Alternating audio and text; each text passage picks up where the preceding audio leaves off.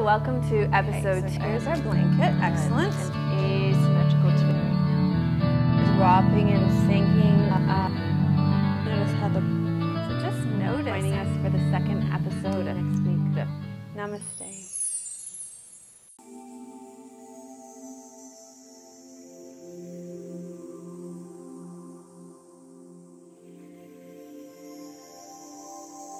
Hello and welcome to episode 30 of Namaste Yoga.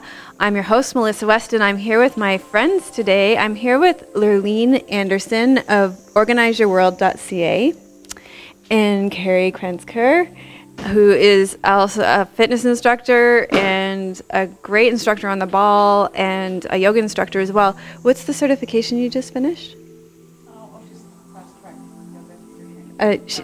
So she just finished a yoga teacher training this past weekend? Or you did your exam? February? I thought I saw a Facebook update. I'm confused. Okay, that's what kind of day it's going to be here. Anyway, this is actually going to be the last in a series of classes because this is going to be the last time you're going to see me for a couple of weeks. Next week, my Merit will be doing a kids yoga class for us while I'm away in Bristol, Vermont doing some more training with Phoenix Rising Yoga Therapy. And then the following week, many of you already know her, Ninka will be doing a class for you too. So this kind of brings the end to the series of classes that I've been doing around the Hindu deities. I may continue on with them when I get back, but I'm not really sure right now. So I was thinking about what deity I wanted to work with this week, and honestly Kali wasn't finished yet, so we are going to do another class on Kali. So as you do your practice today, I encourage you to allow it to be messy, not unsafe, but just messy. Let go of perfectionism and just let yourself be free to explore and play around with poses, because we're going to work with Kali, and Kali is just kind of wild. So we're going to let our practice be wild today, wild but not injurious. So go ahead and rest back, and we'll continue on with Kali. So last week we learned that Kali was the fierce goddess of transformation. So if you're feeling stuck in your life, she's a great goddess to call on to create change, and she will do it quickly, and she chooses efficiency over comfort. So when Kali comes in to make changes, the changes will be swift, but they will be uncomfortable, and they'll be intense and disruptive, and that's how Kali works.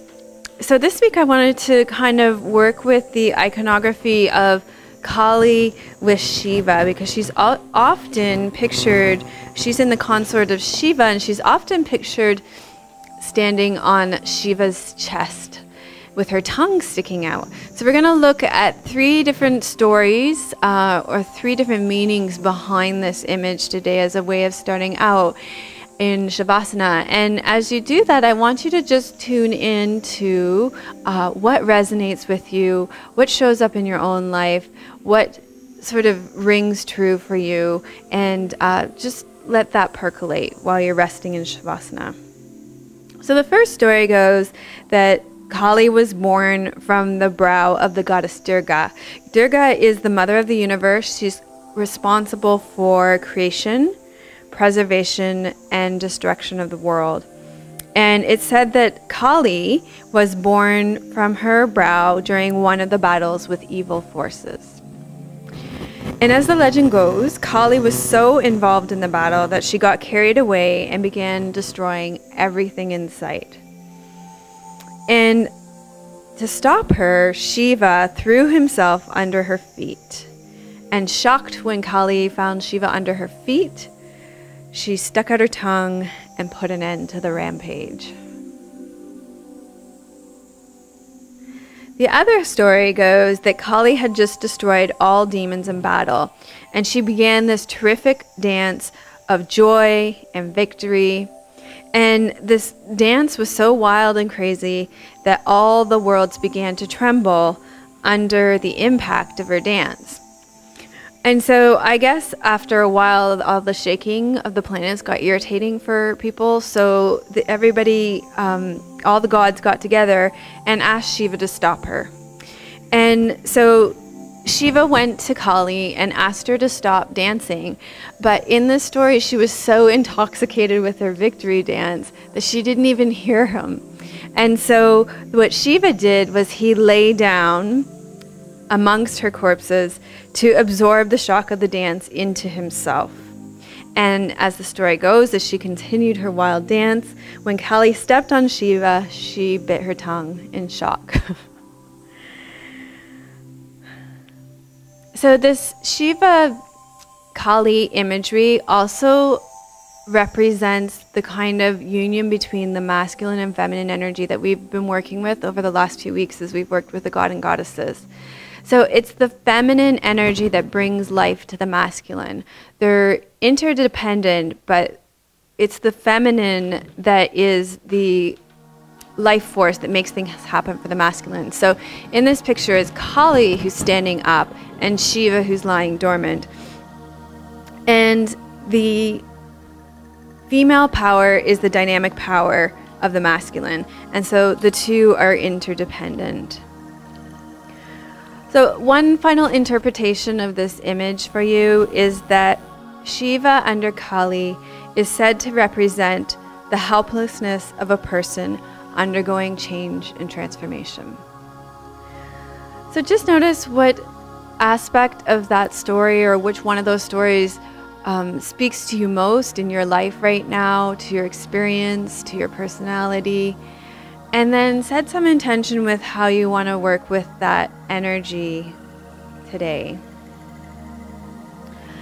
I'm just going to read you a little quote about chaos before we get going, because I find that Kali, for me, she really represents that chaotic energy of transformation and change. So during periods of emotional chaos, you always seem to grow the most.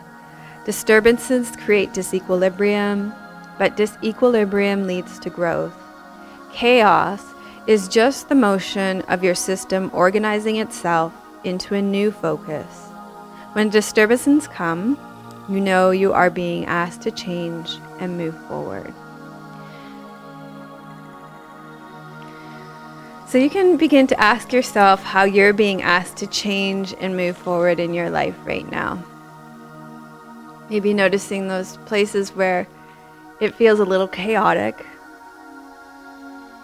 Maybe noticing where you've been on your dance of destruction, and maybe somebody has to, maybe you have your own Shiva who needs to step in and help stop you. So just notice what resonates with you most and how you want to set your intention for your practice this week. And then when you feel ready, you can